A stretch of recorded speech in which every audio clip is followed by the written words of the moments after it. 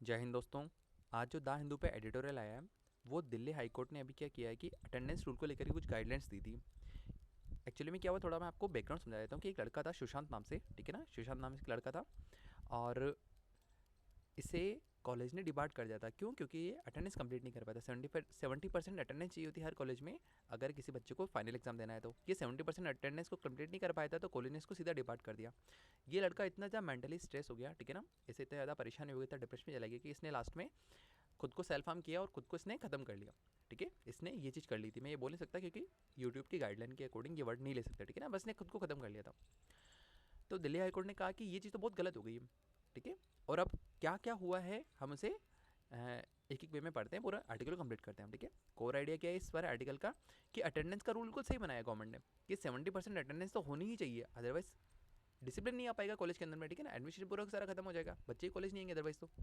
लेकिन इस रूल को जब अप्लाई करेंगे ना तो हमें थोड़ा सा इंसानी दिखानी पड़ेगी, मतलब कि हमें एक ह्यूमन सेंट्रिक अप्रोच रखनी पड़ेगी। थोड़ा सा हमें वहाँ पे एथिकल वे भी समझना चाहिए कि हाँ, थोड़ा सेंसिटिव होना चाहिए कि ये बच्चा अगर 70% अटेंडेंस नहीं कर पाया है तो उसके पीछे रीज़न क्या था, हमें कंटेक्स्ट भी समझना होगा, ठीक है।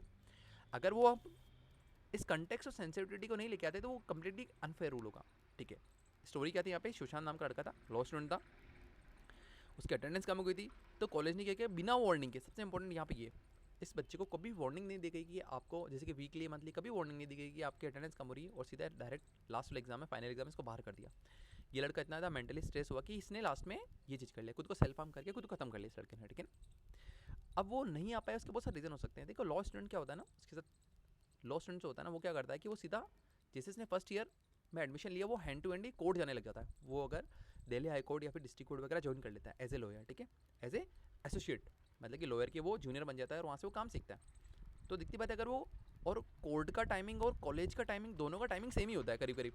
ये भी 10 से 4 चलता है और ये भी कॉलेज भी 10 से 4 चलता है, कोर्ट भी 10 से 4 चलता है। तो बच्चा ये सोचता है यार कि मैं कॉलेज से इतना नहीं सीख पाऊंगा जितना मैं डायरेक्टली कोर्ट से सीख पाऊंगा, क्योंकि वहाँ पे लोग अप्लाई होते हुए मुझे दिखेगा, ठीक है ना। तो बच्चे बहुत चले वहाँ जाते हैं, तो इस वजह से शायद अटेंडेंस कंप्लीट नहीं हो पाई होगी कॉलेज के अंदर में, और इसको कॉलेज से बाहर कर दिया, लास्ट में इसने खुद को खत्म कर लिया, ठीक है। तो कोर्ट ने क्या बोला कि अटेंडेंस का जो रूल्स बनाया है गवर्नमेंट ने बिल्कुल सही बनाया, लेकिन इसका जो एनफोर्समेंट है ना वो बिल्कुल गलत हो रहा है यहाँ पे, ठीक है। हमें थोड़ा सा सेंसिटिव होना ही पड़ेगा यहाँ पे, ठीक है। मतलब रूल तो ठीक है पर एटीट्यूड कॉलेज का बिल्कुल गलत है। कौन सा रूल वायलेट होता है यहाँ पे, हम देखते हैं। अगर बच्चा मेंटली स्ट्रेस हो रहा है और खुद को वो खत्म कर रहा है तो कौन कौन से रूल वायलेट हो रहे हैं, यहाँ देखते हैं हम कि एक तो आर्टिकल 14 और आर्टिकल 21, ये दोनों वायलेट होते हैं। कैसे? आर्टिकल 14 कहता है इक्वलिटी की बात करता है, इक्वलिटी बिफोर लॉ, मतलब कि हर जन को बराबर तरीके से बात करनी होगी, ठीक है ना। और इक्वालिटी का यहाँ मतलब होगा फेयरनेस से, कि गवर्नमेंट का कोई भी ऐसा रूल ऐसा नहीं होगा जो कि फेयर ना हो, नॉन आर्बिट्री नहीं होना चाहिए। मतलब कि ऐसा नहीं कि मन चाहे आपने रूल लगा दिया, मन चाहे, नहीं नहीं, वहाँ पे फेयरनेस होनी चाहिए और नॉन आर्बिट्री होना चाहिए, ठीक है। लेकिन यहाँ पे क्या हुआ, कोर्ट ने क्या बोला यहाँ पे कि आपने तो बिना किसी वार्निंग के ही बच्चे को बाहर कर दिया था मेन एग्जाम से, तो बच्चा तो मेंटल स्ट्रेस हो गई, और अगर इसने ये चीज़ खुद को खत्म किया है तो बिल्कुल गवर्नमेंट की फॉल्ट ही यहाँ पे, तो ठीक है ना। यहाँ पे आर्टिकल 14 का वॉयलेट हुआ है, क्यों? क्योंकि फेयरनेस नहीं थी, क्यों? बच्चे को डायरेक्ट, बच्चे को वार्निंग नहीं दी और सीधे इसको बाहर कर दिया था, ठीक है। आर्टिकल 29 भी वॉयलेट हुआ है, क्या कहता है कि right to life plus personal liberty. लेकिन जीने का अधिकार तो, लेकिन जीना कैसे, डिग्निटी के साथ और मेंटल वेलबींग के साथ जीना है यहाँ पे, ठीक है। ऐसा नहीं कि किसी लड़के को इतना डिप्रेशन हो रहा है लेकिन वो जी तो रहा है ना, कोर्ट तो, गवर्नमेंट कहे कि नहीं नहीं वो जी तो रहा है ना, नहीं नहीं, जीना का मतलब यहाँ पे मेंटल वेलबींग भी अच्छी होनी चाहिए उसकी। अगर आप उसे बाहर निकाल दोगे कोर्ट से, अगर आप उसे कॉलेज से बाहर निकाल दोगे तो उसके फ्रेंड सर्कल में वगैरह में उसकी बहुत इंसल्ट फील होगी, ठीक है ना। उसका मेंटल वेलबींग बिल्कुल बिगड़ जाएगा, उसका फ्यूचर सारा खराब कर दोगे आप।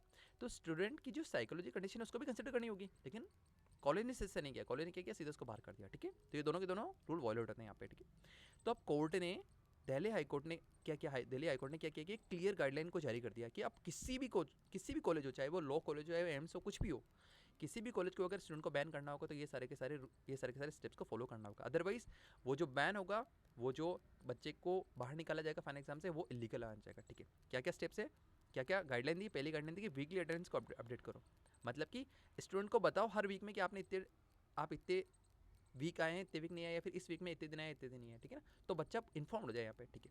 सेकंड क्या होगा, मंथली रिटर्न वार्निंग भी देनी उसको कि आप लास्ट मंथ में नहीं आए थे, अगर आप नहीं आएंगे तो हम बाद में आपको, जैसे फॉर एग्जाम्पल कोई बच्चा पूरे मार्च में कॉलेज नहीं जा पाया किसी कारण से, ठीक है ना, तो अप्रैल में उसको लिख के देंगे कि हाँ आपने मार्च में आप कॉलेज नहीं आए थे, अगर आप इसी तरह से अपना रवैया रखेंगे तो हमको फाइनल एग्जाम में निकाल देंगे, ठीक है ना। मतलब इस तरह से वार्निंग देनी इसको मंथली में, ठीक है।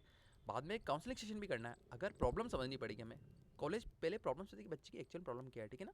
उसको पनिशमेंट देने से पहले इसकी प्रॉब्लम को समझा जाए कि ऐसा तो नहीं कि इसको मेडिकल ग्राउंड में दिक्कत आ रही हो या फिर वो कोर्ट में उलझ गया हो किसी केसेस के अंदर, कुछ भी हो सकता है रीज़न, ठीक है। तो हमें पहले प्रॉब्लम समझना पड़ेगा। ये सारी की सारी गाइडलाइन है किसको फॉलो करनी, कॉलेज को फॉलो करनी, किसी भी बच्चे को रिवाइव करने से पहले। फोर्थ क्या होगा, इंप्रूवमेंट का चांस देते लड़के को, जो स्टूडेंट्स को इंप्रूवमेंट का चांस, कैसे, उसको कहो कि आप एक्स्ट्रा क्लास को ज्वाइन कर लो, ठीक है। सेकंड, उसको कुछ एक्स्ट्रा असाइनमेंट दे दो ताकि वो कॉलेज की जो दूसरे बच्चे असाइनमेंट करें उससे इसको थोड़ा एक्स्ट्रा दो इस बच्चे को जो अटेंडेंस में इनकम्प्लीट कर पाए, ठीक है, ताकि इसको थोड़ा ज़्यादा प्रेशर होगा तो हाँ ठीक है वो उनके बराबर आ जाएगा नॉर्मल बच्चों के साथ में। इसको लीगल एड हावर दो, लीगल एड हावर मतलब ये होता है कि वो कोर्ट में जा करके कोई जैसे कि स्टूडेंट है, फॉर एग्जाम्पल कोई राम स्टूडेंट है, ठीक है ना, ये कॉलेज में अटेंडेंस पूरी नहीं कर पाया, तो इसको एक पनिशमेंट दो। कैसे पनिशमेंट दो, राम को कहोगे भाई तो कॉलेज नहीं आ रहा ना, जा कोर्ट जा, कोर्ट में जा करके वकीलों की हेल्प कर वहाँ जा करके, ठीक है ना, मतलब इसको कहते हैं लीगल एड हावर, कि वहाँ पे गरीबों की हेल्प करो जा जाके, या फिर जो दूसरे वकील है उनकी जाके हेल्प करो आप, ठीक है। तो ये भी एक तरह का पनिशमेंट होगा, इससे उसको सीखने को भी बहुत कुछ मिलेगा, ठीक है, इंप्रूवमेंट का चांस है सर।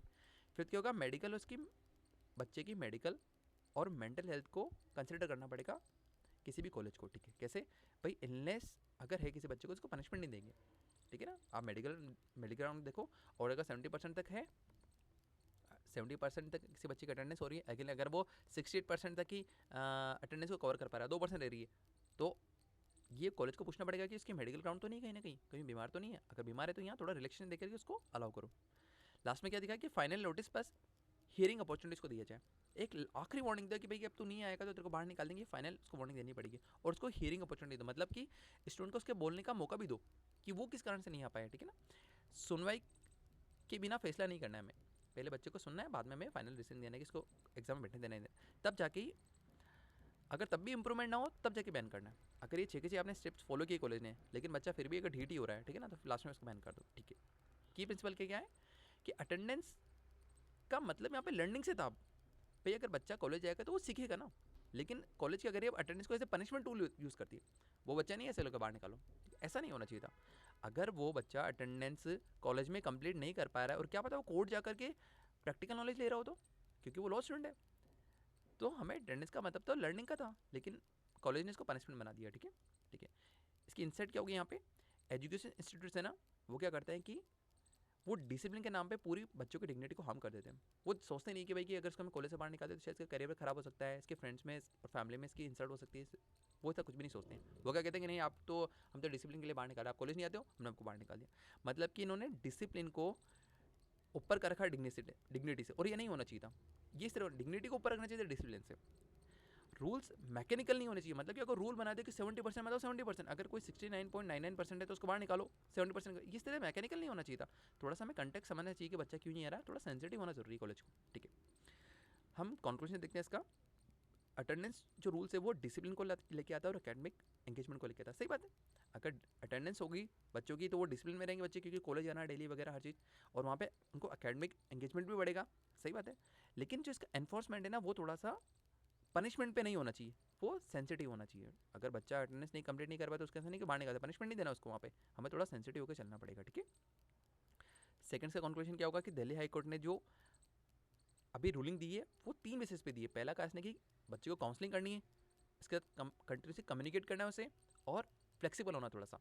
अगर बच्चा जेनुअनली बीमार है तो ठीक है, थोड़ा फ्लेक्सिबल हो जाओ ना। अगर वो 68% तक अटेंडेंस ने कवर की है और 70% तक करने की आवश्यकता है, तो थोड़ा सेंसिटिव के यहाँ पे थोड़ा सा अलाउ कर दो, कोई दिक्कत नहीं हो रही है। अगर वो मेडिकल ग्राउंड है, अगर उसका जेन्युइन ग्राउंड है तो ठीक है ना।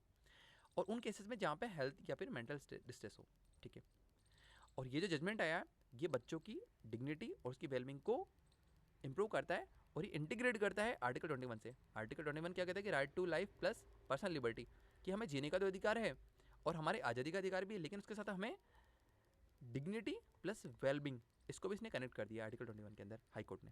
ये ठीक है, होना भी चाहिए था, और ये हम देखते भी कि हाँ डिग्निटी और वेलबींग तो होना ही चाहिए हर चीज़ में, चाहे वो वेलबींग मेंटली हो या फिर वो फिजिकली हो, दोनों को इंक्लूड कर दिया इसने। और हायर एजुकेशन के अंदर में जो इसका एडमिनिस्ट्रेशन होता है, हायर एजुकेशन मतलब कि कॉलेज वगैरह में, वहाँ थोड़ा फेयरनेस, ह्यूमन कंडीशन और स्टूडेंट सेंटर्ड होना चाहिए। मतलब कि स्टूडेंट के बारे में थोड़ा सोच के चलो, थोड़ा फेयरनेस वाले के हो। अदरवाइज क्या होगा कि लास्ट में अगर आप इतना ही मैकेनिकल चलेंगे, मतलब रूल के हिसाब से चलेंगे ना, तो लास्ट में बच्चे डिस्ट्रेस हो जाएंगे और लास्ट में वो खुद को सेल्फ हार्म भी कर सकते हैं। Thank you.